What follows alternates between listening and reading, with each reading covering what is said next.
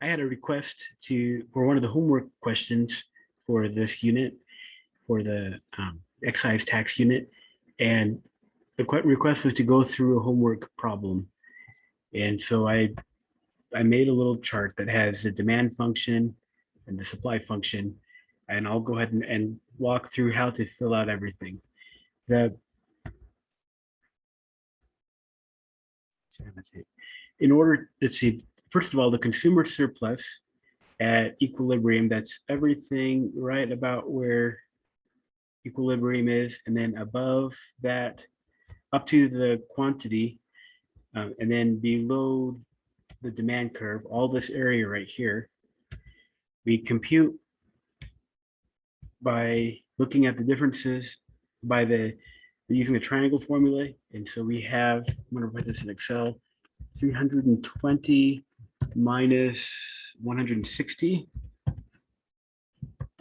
times, that's at 200 at the equilibrium price. And you take all that divided by 2 to give you the area of the triangle. And that gives you that amount. That's kind of a big number. That's in thousands of dollars. So let's go ahead and make that millions of dollars. I'll take that number divided by, there you go. Now we have the thousand, millions.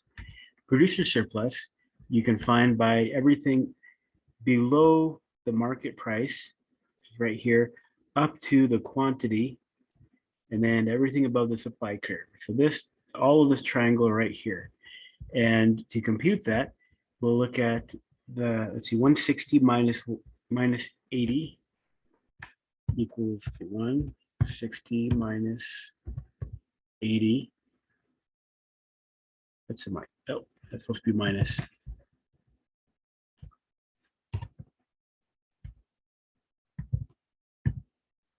And then there are 200 units at that price. And because we're just doing a triangle, you divide it by 2. And that gives us a consumer surplus. Let's see, 160 minus 80 divided, okay. So the price of 160, that's the market price, and that's the very bottom of the demand curve, of the supply curve. And that goes up to 200, so you divide that by 2. And so now we have $8,000. I'm just going to copy this formula. It's the same thing. So $8 million. The total surplus you can find by adding those two together. So $24 million. After this tax is imposed on the supplier, that's what this gray line is down here. The consumer surplus you can find by this area. The consumer surplus is now at the consumers pay a price of $200 right here. So everything above this price up to the quantity with the tax, they'll demand 150. And below the demand curve is all of this area that I just colored in blue.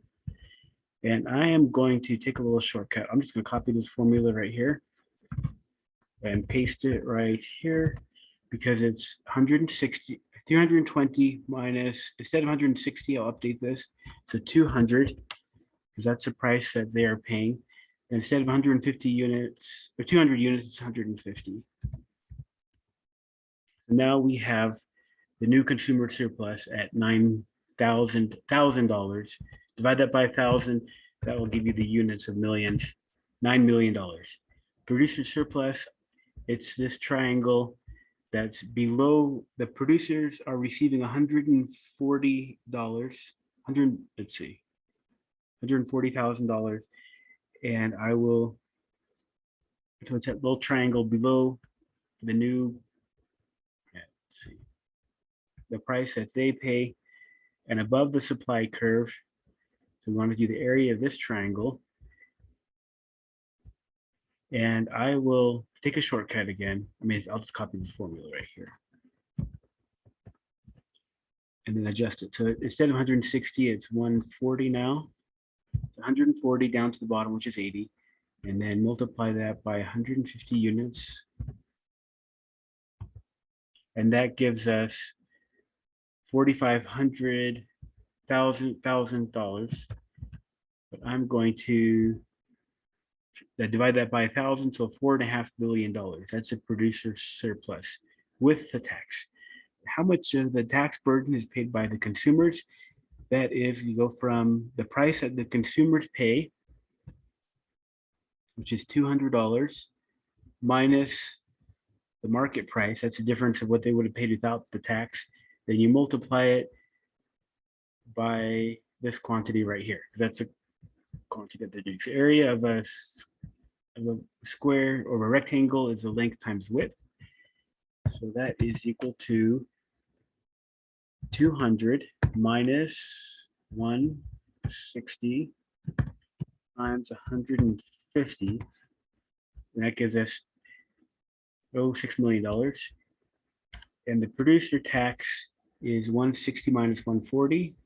I'm going to adjust that. 160 minus 140, because that's what the market price would be without the tax. And then the price that they receive is 140, and they're buying, there's 150 units in there. So that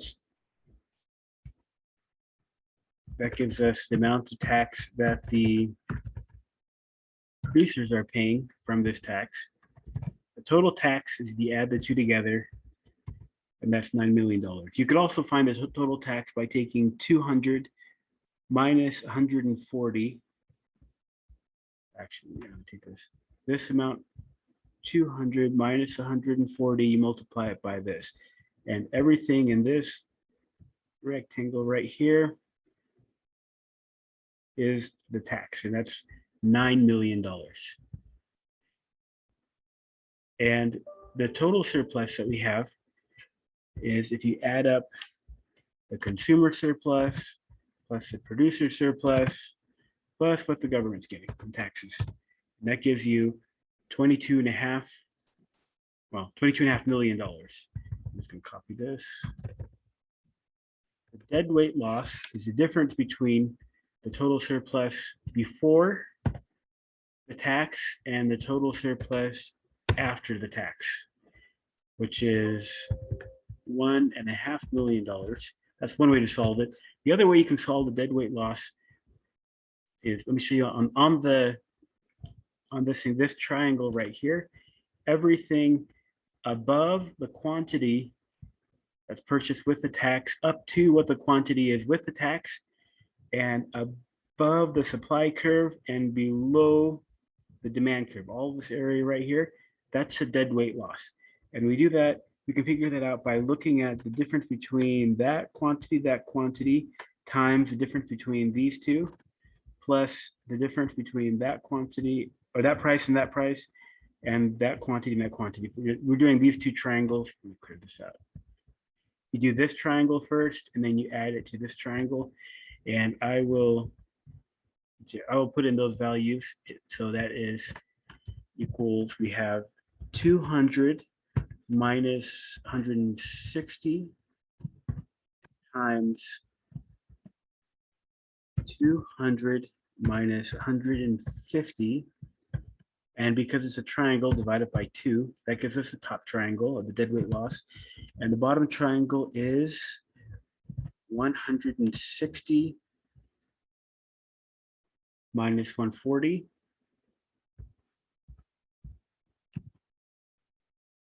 times 200 minus 150 divided by 2. And I did something wrong here. I think I need an extra parenthesis. And that comes out with the same amount.